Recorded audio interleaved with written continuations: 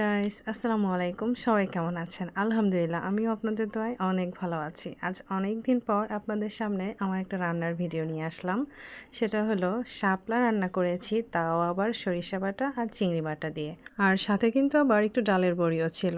এটা কিন্তু আবার সে ডালের বড়ি নয়, মাসকালার ডাল দিয়ে চাল কুমড়ার বড়ি।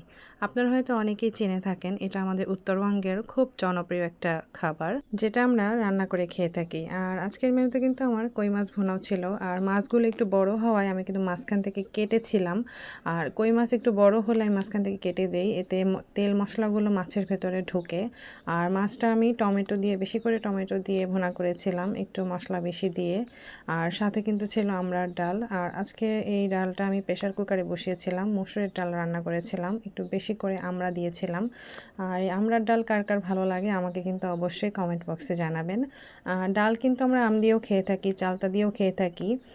তবে আমি আজকে আমড়া দিয়ে রান্না করেছিলাম। আমড়াগুলো মাশাআল্লাহ একটু টক ছিল। আর সাথে ছিল চিংড়ি মাছ দিয়ে ঢেঁড়স ভাজি।